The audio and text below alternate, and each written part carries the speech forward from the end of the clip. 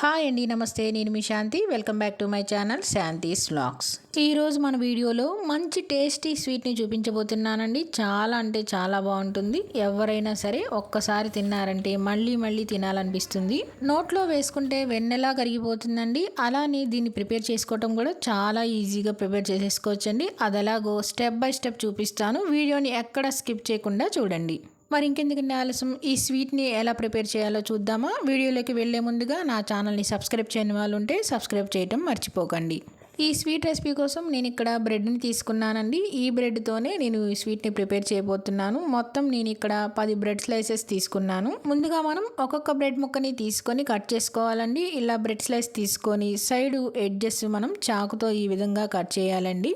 చూడండి, ఈ విధంగా 4 వైపులా కట్ చేసేసుకున్నాక ఈ సైడ్స్ ఉన్న పార్ట్స్ని పక్కన పెట్టేసేసుకుని ఇప్పుడు ఈ బ్రెడ్ ముక్కని 4 ముక్కలుగా కట్ చేసుకోవాలండి. ఈ విధంగా 4 ముక్కలుగా కట్ చేసేసుకొని పక్కన పెట్టేసుకోవాలి. ఇలానే అన్ని బ్రెడ్ ముక్కల్ని కట్ చేసుకోవాలండి. చూడండి, ఇలా స్క్వేర్ షేప్లో రావాలి కరెక్ట్గా. ఇలానే అన్ని బ్రెడ్ స్లైసెస్ని కట్ చేసుకోవాలండి. ఇలా సైడ్ ఎడ్జెస్ని కూడా మనం యూస్ చేసుకోవచ్చండి. ఎండలో ఆరబెట్టి మిక్సీలో పౌడర్లా చేసుకొని వాడుకోవచ్చు. ఇప్పుడు వీటిని పక్కన పెట్టేసుకొని అలానే బ్రెడ్ స్లైసెస్ కూడా చూడండి అన్ని ఇలా ముక్కలుగా కట్ చేసేసుకున్నాం కదా. వీటన్నిటిని ఇలా కట్ చేసేసుకొని పక్కన పెట్టేసుకోవాలండి. ఇప్పుడు స్టవ్ ఆన్ చేసి ప్యాన్ పెట్టుకుని ప్యాన్లో 1 టేబుల్ స్పూన్ నెయ్యి వేసుకోవాలండి. నెయ్యి వేసేసుకున్నాక నెయ్యి అంతా కరిగిన తర్వాత ఇప్పుడు ఇందులో సన్నగా కట్ చేసిన డ్రై ఫ్రూట్స్ని వేసుకోవాలండి. నేను ఇక్కడ బాదం, జీడిపప్పు, పిస్తా పప్పుని ఇలా సన్నగా ముక్కలుగా కట్ చేసుకున్నానండి. కట్ చేసుకున్న డ్రై ఫ్రూట్స్ అన్ని వేసేసుకొని ఈ డ్రై ఫ్రూట్స్ అన్ని మంటని మీడియం ఫ్లేమ్లో పెట్టి మాడకుండా వేయించుకోవాలండి. చూడండి, ఈ విధంగా డ్రై ఫ్రూట్స్ అన్ని వేగినాయి కదా. ఇలా వేగిన తర్వాత వీటన్నిటిని ఒక బౌల్లోకి తీసేసుకొని పక్కన పెట్టేసుకోవాలి. మళ్ళీ స్టవ్ ఆన్ చేసుకొని ప్యాన్ పెట్టుకొని ప్యాన్లో 2 టేబుల్ స్పూన్ల నెయ్యి వేసుకోవాలి. నెయ్యి వేసుకున్న తర్వాత నెయ్యి అంతా బాగా కరగనివ్వాలండి. నెయ్యి అంతా ఇలా కరిగిన తర్వాత ఇప్పుడు ఈ నెయ్యిని ప్యాన్ మొత్తం నేను చూపించే విధంగా స్ప్రెడ్ చేసుకోవాలి. నెయ్యి ఇలా ప్యాన్ అంతా స్ప్రెడ్ చేసుకున్నాక ఇప్పుడు మనం కట్ చేసి పెట్టుకున్న బ్రెడ్ ముక్కలు ఉన్నాయి కదండి, ఆ బ్రెడ్ ముక్కల్ని ప్యాన్కి సరిపడినన్ని వేసుకోవాలి. మనకి ప్యాన్లో ఎన్నైతే పడతాయో అన్ని బ్రెడ్ ముక్కల్ని ఇలా వేసేసుకోవాలండి. ఇలా బ్రెడ్ ముక్కలన్నీ వేసేసుకొని వీటిని మీడియం ఫ్లేమ్లో పెట్టేసేసి ఒకవైపు ఎర్రగా వేగనివ్వాలి. అంటే గోల్డెన్ బ్రౌన్ కలర్ వచ్చే వరకు వేగనివ్వాలండి. మరీ ఎక్కువగా కూడా మాడనివ్వకూడదు. ఇప్పుడు ఒకవైపు ఎర్రగా వేగిన తర్వాత చూడండి, మీకు చూపిస్తున్న ఈ విధంగా వేగితే మనకి బ్రెడ్ ముక్కలు సరిపోతాయి. ఇలా ఒకవైపు వేగిన తర్వాత రెండో వైపు టర్న్ చేసేసుకొని రెండో వైపు కూడా బాగా వేగనివ్వాలండి. రెండో వైపు కూడా ఈ విధంగా ఎర్రగా వేగిన తర్వాత ఇప్పుడు వీటన్నిటిని ఒక ప్లేట్లోకి తీసేసుకోవాలి. ఇలా ఇవన్నీ ప్లేట్లోకి తీసేసుకున్నాక ఇలానే మొత్తం బ్రెడ్ ముక్కల్ని వేయించుకోవాలండి. చూడండి, ఇక్కడ నేను చూపిస్తున్న ఇలా బ్రెడ్ ముక్కలన్నీ వేయించుకొని ప్లేట్లోకి వేసుకొని పక్కన పెట్టేసుకోవాలి. మళ్ళీ స్టవ్ ఆన్ చేసుకొని ప్యాన్ పెట్టుకొని ఇప్పుడు ప్యాన్లో 3 కప్పుల చిక్కటి పాలని పోసుకోవాలండి. పాలు అనేవి బాగా చిక్కగా ఉంటే మనకి స్వీట్ అనేది బాగుంటుంది. ఇలా 3 కప్పుల చిక్కటి పాలు పోసుకున్నాక ఇప్పుడు ఈ పాలని బాగా మరగనివ్వాలి. పాలనేవి ఇలా కొద్దిగా ఒక పొంగు వచ్చిన తర్వాత ఇప్పుడు ఈ పాలని బాగా మరగనివ్వాలండి. ఇలా మరుగుతూ ఉంటే మనకి పాలనేవి బాగా చిక్కబడుతూ ఉంటాయి కదండి. ఈ పాలని ఇలా మధ్య మధ్యలో కలుపుకుంటూ ఈ పాలనేవి సగం వరకు మరిగేంత వరకు మరగనివ్వాలండి. ఇలా సైడ్స్ ఉన్న మేగడని తీసుకుంటూ ఈ పాలని సగం అయ్యేంత వరకు మనం మరగనివ్వాలండి. ఇలా చూడండి, ఇక్కడ సగం అవుతూ ఉన్నాయి కదా. మనం ఇక్కడ పాలని 3 కప్పులు తీసుకున్నాం కదండి, ఆ పాలు 1.5 కప్పులు అయ్యేంత వరకు మరిగించుకోవాలండి. పాలు అనేవి చూడండి ఈ విధంగా సగం దాకా మరిగినాయి కదా. ఇప్పుడు ఇందులో 1/2 కప్పు పంచదార వేసుకోవాలి. పంచదార వేసుకొని పంచదార కరిగేంత వరకు కలుపుకుంటూ ఉండాలండి. పంచదార అంతా కరిగిన తర్వాత పాలు కొంచెం పలచగా అవుతాయి కదండి, అప్పుడు మళ్ళీ పాలు అనేవి చిక్కబడేంత వరకు మనం మరిగించుకుంటూ ఉండాలండి. ఈ పాలు అనేవి బాగా మరగటానికి నాకు మొత్తం 20 నిమిషాల దాకా పట్టిందండి. చూడండి, పంచదార అంతా కరిగి పాలు చిక్కగా అయినాయి కదా. ఇప్పుడు ఇందులో మనం 1/2 కప్పు మిల్క్ పౌడర్ని వేసుకోవాలండి. ఇలా మిల్క్ పౌడర్ని వేసుకొని ఈ మిల్క్ పౌడర్ని ఉండలు లేకుండా బాగా కలుపుకుంటూ ఉండాలండి. మనం మీడియం ఫ్లేమ్లో పెట్టి ఈ ప్రాసెస్ అంతా చేసుకోవాలండి. మనం పాలు మరుగుతూ ఉన్నప్పుడే కొంచెం హై ఫ్లేమ్లో పెట్టుకుంటే సరిపోతుంది. తర్వాత పంచదార, ఈ మిల్క్ పౌడర్ అంతా వేసేసుకునేటప్పుడు మీడియం ఫ్లేమ్లోనే పెట్టి కలిపేసుకోవాలండి. చూడండి, మిల్క్ పౌడర్ అంతా ఉండలు లేకుండా బాగా కలిసిపోయింది కదా.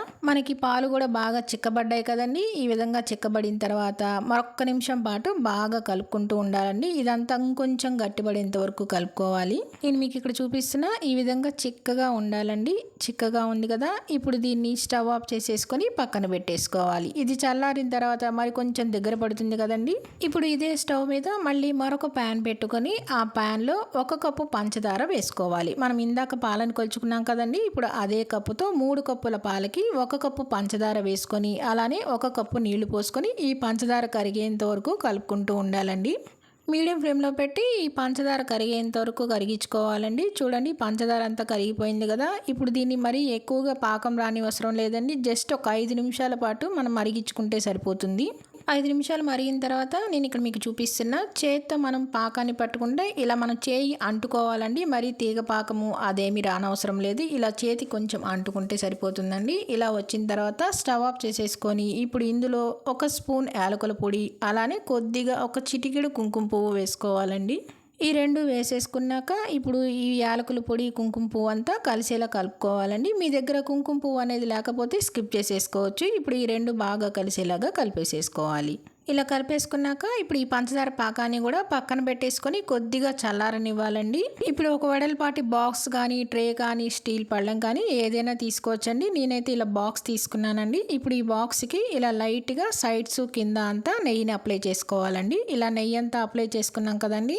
ఇలా అప్లై చేసుకున్నాక ఇప్పుడు ఇందులో మనం వేయించి పెట్టుకున్న బ్రెడ్ ముక్కలు ఉన్నాయి కదండి. ఆ బ్రెడ్ ముక్కలన్నిటినీ ఇలా కింద నేను చూపించే విధంగా ఒక్కొక్క బ్రెడ్ ముక్కని ఇలా బాక్స్ అంతా స్ప్రెడ్ చేసేయాలండి. బ్రెడ్ స్లైసెస్ అన్ని ఇలా ఒక లేయర్ లాగా పెట్టేసిన తర్వాత ఇప్పుడు మనం రెడీ చేసి పెట్టుకున్న షుగర్ సిరప్ ఉంది కదండి. ఆ షుగర్ సిరప్ని ఇలా కొద్దిగా బ్రెడ్ స్లైసెస్ మీద వేసేసుకోవాలి. మనం వేసుకునే షుగర్ సిరప్ కొంచెం గోరువెచ్చగా ఉండాలండి. అలా గోరువెచ్చగా ఉన్నప్పుడే వేసుకోవాలి. ఇలా ఒక లేయర్ లాగా వేసేసిన తర్వాత అలానే మనం రెడీ చేసి పెట్టుకున్న పాల కూడా పైన ఇలా నేను చూపించే విధంగా ఒక లేయర్ లాగా వేసేసేయాలి. మనం వేసుకునే పాలమీగడ కూడా చల్లారిన తర్వాత గట్టిపడిందండి. ఈ విధంగా ఉండాలి. ఇప్పుడు ఒక లేయర్ లాగా బ్రెడ్ స్లైసెస్ మొత్తం పాలమీగడ అంతా వేసేసుకున్నాక ఇప్పుడు పైన మనం వేయించి పెట్టుకున్న డ్రై ఫ్రూట్స్ ఉన్నాయి కదండి. వాటిని కూడా పైన కొద్దిగా తీసుకొని నేను చూపించే విధంగా లైట్ గా వేసుకోవాలి. డ్రై ఫ్రూట్స్ వేసుకున్నాక ఇప్పుడు మనం పైన మళ్ళీ వేయించుకున్న బ్రెడ్ స్లైసెస్ ని ఒక లేయర్ లాగా పెట్టేసేయాలండి. మీకు ఎన్ని లేయర్స్ లాగా వస్తే అన్ని లేయర్స్ లాగా పెట్టేసుకోవచ్చండి. బ్రెడ్ ముక్కలన్నీ సరిపడినన్ని పెట్టేసాక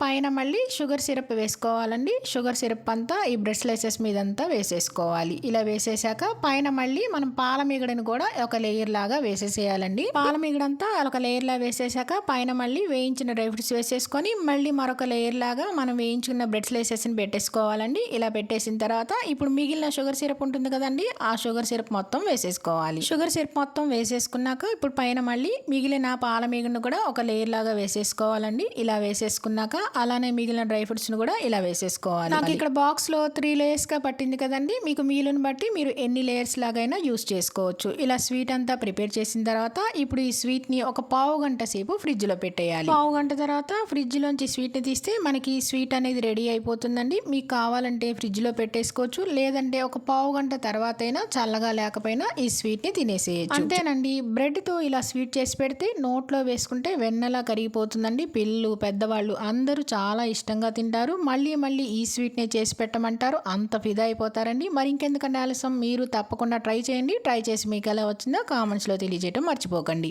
మరి ఇంకెందుకంటే ఆలస్యం, ఈ స్వీట్ రెసిపీ వీడియో మీకు నచ్చిందా అండి? నచ్చితే కనుక లైక్ చేయండి. మీ ఫ్రెండ్స్కి, రిలేటివ్స్కి షేర్ చేయండి. సబ్స్క్రైబ్ చేయడం మర్చిపోకండి. కిందన్న బెల్ ఐకాన్ని క్లిక్ చేయండి.